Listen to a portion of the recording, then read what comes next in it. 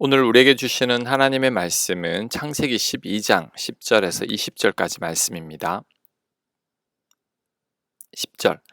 그 땅에 기근이 들었으므로 아브라함이 애굽에 거류하려고 그리로 내려갔으니 이는 그 땅에 기근이 심하였습니다. 그가 애굽에 가까이 이르렀을 때에 그의 아내 사레에게 말하되 내가 알기에 그대는 아리따운 여인이라. 애굽 사람이 그대를 볼 때에 이르기를 이는 그의 아내라 하여 나는 죽이고 그대는 살리리니 원하건대 그대는 나의 누이라 하라. 그러면 내가 그대로 말미암아 안전하고 내 목숨이 그대로 말미암아 보존되리라 하니라. 아브라함이 애굽에 이르렀을 때에 애굽 사람들이 그 여인이 심히 아리따움을 보았고 바울의 고관들도 그를 보고 바로 앞에서 칭찬함으로 그 여인을 바로의 궁으로 이끌어 들인지라. 이에 바로가 그로 말미암아 아브라함을 후대함으로 아브라함이 양과 소와 노비와 암수 나귀와 낙타를 얻었더라. 여호와께서 아브라함의 아내 사내의 일로 바로와 그 집에 큰 재앙을 내리신지라. 바로가 아브라함을 불러서 이르되 네가 어찌하여 나에게 이렇게 행하였느냐? 네가 어찌하여 그를 네 아내라고 내게 말하지 아니하였느냐? 네가 어찌 그를 누이라 하여 네가 그를 데려다가 아내를 삼게 하였느냐? 네 아내가 여기 있으니 이제 데려가라 하고 바로가 사람들에게 그의 일을 명하매 그들이 그와 함께 그의 아내와 그의 모든 소유를 보내었더라. 아멘. 하나님께서 아브라함에게 지시할 땅으로 가면 복을 주실 것이라고 말씀했습니다. 그 말씀을 따라서 아브라함은 가나안 땅으로 갔죠. 그런데 막상 가보니까 이전에 살던 하나안 땅보다 좋은 땅이 아니었습니다. 게다가 가나안 땅에는 낯선 이방인들이 많이 살고 있었습니다. 심지어 기근까지 들기 시작했죠. 이제는 생존까지 위협을 받게 된 겁니다. 아브라함이 얼마나 낙심했을까요? 하나님 믿고 따라왔더니 오히려 이전보다 더 힘들게 살게 된 겁니다. 결국 아브라함은 하나님께서 머무르라고 한 가나안 땅을 떠나기로 결심합니다. 그래서 애굽으로 멀리 이민을 가고 말았습니다. 하지만 기근보다 더 큰 고난이 찾아왔습니다. 아내 사라를 빼앗긴 거죠. 하나님 말씀에 순종해서 따라왔더니 낯선 이방인들이 살고 있는 척박한 땅과 기근을 만났고 심지어 사랑하는 아내를 빼앗기기까지 했습니다. 완전히 고난의 연속이죠. 이런 아브라함을 보면서 우리들은 깨달아야 합니다. 하나님의 부르심이 항상 복만을 보장하는 것은 아니라는 거죠. 우리가 하나님을 믿는다고 항상 형통한 것은 아닙니다. 우리가 믿음으로 살아도 기근은 옵니다. 예기치 않은 고난이 찾아옵니다. 하나님을 믿어도 꽃길이 아닌 가시밭길을 걸을 때도 있습니다. 믿음의 선배들을 보면 아브라함과 같은 기근을 겪지 않은 분들이 한 명도 없습니다. 오히려 하나님의 사람들은 더 많은 기근을 겪었습니다. 그러니 우리 인생의 기근과 고난을 이상하게 여기지 말아야 합니다. 괜히 기근 때문에 하나님을 원망하지 말아야 합니다. 그냥 자연스럽게 받아들여야 합니다. 오히려 우리 인생의 기근을 나의 성장의 발판으로 삼아야 합니다. 우리 믿음의 선배들이 언제 믿음이 성장했느냐 하면 항상 기근과 고난으로 인해 성장했습니다. 아브라함도 이번 기근으로 인해 믿음이 성장하게 됩니다. 하나님께서 자신을 돕는다는 것을 경험했기 때문이죠. 아내 사라를 빼앗겼지만 하나님께서 바로에게 직접 재앙을 가하시고 아내 사라를 찾아주셨습니다. 아브라함은 이번 기근으로 인해 자신을 돕고 계시는 하나님을 만난 겁니다. 이로 인해 아브라함의 믿음이 조금 더 업그레이드 된 거죠. 마찬가지로 우리들에게도 기근과 고난이 찾아오지만 이때 하나님만을 온전히 신뢰해야 합니다. 하나님은 반드시 우리를 도우실 겁니다. 예수님은 세상 끝날까지 우리를 떠나지 않으시겠다고 약속하셨습니다. 성령님께서도 우리 안에서 우리를 돕고 계십니다. 우리는 이 사실을 굳게 믿기만 하면 됩니다. 그럴 때 실제로 정말 나를 돌보시는 하나님을 만나게 됩니다. 그러면 그로 인해 내 믿음도 더 성장하게 됩니다. 내가 하나님을 경험했기 때문이죠. 지금 인생의 기근을 만났습니까? 아브라함처럼 하나님을 믿지 못하여 애굽으로 도망가지 말아야 합니다.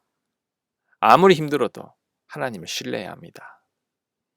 믿음을 가지고 끝까지 인내해야 합니다. 그럴 때 하나님의 돌보심과 책임지심을 반드시 경험하게 될 것입니다. 자, 그 다음 살펴볼 것은 우리로 하여금 믿음으로 살지 못하게 하는 것이 무엇일까 하는 것입니다. 오늘 본문의 아브라함을 통해 배울 수 있죠. 아브라함이 불순종하며 애굽으로 간 이유를 보면 알 수 있습니다. 그건 바로 기근 때문이죠. 그런데 이런 기근은 결국 현실의 문제입니다. 기근으로 인해 지금 먹고 살기 힘들기 때문이죠. 그래서 애굽으로 이민을 가게 된 겁니다. 왜냐하면 애굽에는 물이 마르지 않는 나일강이 있기 때문이죠. 사람들이 아마도 이런 말을 했을 겁니다. 애굽에 가면 더 이상 기근으로 고생하지 않아도 돼. 아브라함이 그 말을 믿고 따라간 거죠. 또한 아브라함이 아내 사라를 여동생이라고 속인 이유도 현실의 문제 때문이었습니다. 사라가 예쁘다고 자신을 죽이고 아내를 빼앗을지도 모른다는 두려움 때문에 아브라함은 아내를 누이라고 속인 거죠. 하나님의 보호하심을 신뢰하기보다 사람들을 속이는 방법을 택한 겁니다. 결국 이것도 하나님에 대한 불신입니다. 우리들도 아브라함과 비슷한 이유로 믿음을 저버립니다. 하나님 말씀대로 순종하자니 너무 힘들고 나만 손해를 보는 것 같습니다. 하나님은 일주일에 하루를 쉬라고 하죠. 정직하라고 하죠. 나도 먹고 살기 힘든데 자꾸 주고 베풀라고 합니다. 원수 같은 사람을 사랑하고 용서하라고 하죠. 내 자녀들도 믿음으로 키우고 싶지만 현실은 그렇지 않습니다.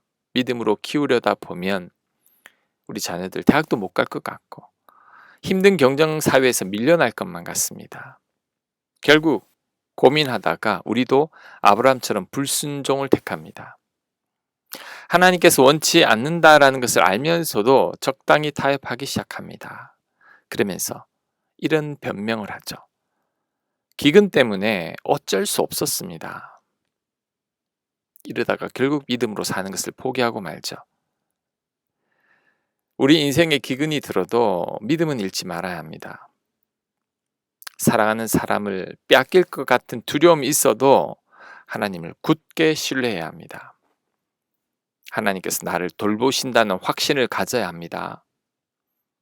끝까지 믿음으로 살면서 하나님 말씀에 순종하며 살아야 합니다. 적당한 타협을 거부해야 합니다. 그럴 때 반드시 하나님께서 책임지시는 것을 경험할 수 있게 됩니다. 그리고 이때 나의 믿음이 성장하게 됩니다. 왜냐하면 내가 나를 돌보시는 하나님을 만났기 때문이죠. 믿음을 지키려고 애쓰다 보면 결국에는 그것이 나의 간증이 됩니다. 오히려 아브라함처럼 적당히 타협하고 불순종하기 시작하면 더 어려운 일들이 생깁니다. 아브라함도 불순종하고 타협한 결과 아내까지 빼앗기게 됐죠. 기근을 피하려다가 더 큰 고난을 만나게 된 겁니다. 그러니 현실의 문제 앞에서 타협하지 마시기 바랍니다. 세상 사람들은 애굽으로 내려가면 나일강이 있으니 아무런 기근도 없을 것이라고 말하겠지만 우리는 그 말에 귀를 기울여서는 안 됩니다. 살기 위해서는 아내를 누이라고 속이라고 말하겠지만 우리는 그 말을 믿어서는 안 됩니다. 우리는 세상 사람들의 말이 아닌 하나님 말씀에 순종해야 합니다. 세상 사람들을 믿기보다 하나님만을 믿어야 합니다. 그럴 때 가장 복된 삶을 살아갈 수 있습니다. 더불어 나의 믿음도 날마다 성장하게 됩니다.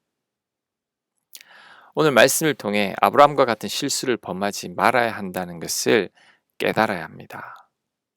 기근 때문에 불순종하면 안 됩니다. 현실의 문제 때문에 적당히 타협하지 마십시오. 우리는 끝까지 믿음으로 살아야 합니다. 끝까지 하나님만을 신뢰해야 합니다. 그럴 때 우리를 돌보시는 하나님을 반드시 만나게 될 것입니다. 내 믿음도 날마다 쑥쑥 자라게 될 것입니다. 아멘. 하나님, 현실의 문제 앞에, 기근 앞에 굴복하지 않는 저희들 되게 하옵소서. 쉬운 길이 보이고 타협할 수 있는 방법이 깨달아져도 우리는 하나님만을 신뢰하게 하시고 오늘도 힘들어도 믿음의 길을 걸어갈 수 있는 저희들 되도록 역사하여 주시옵소서. 이 모든 말씀 예수님 이름으로 기도합니다. 아멘.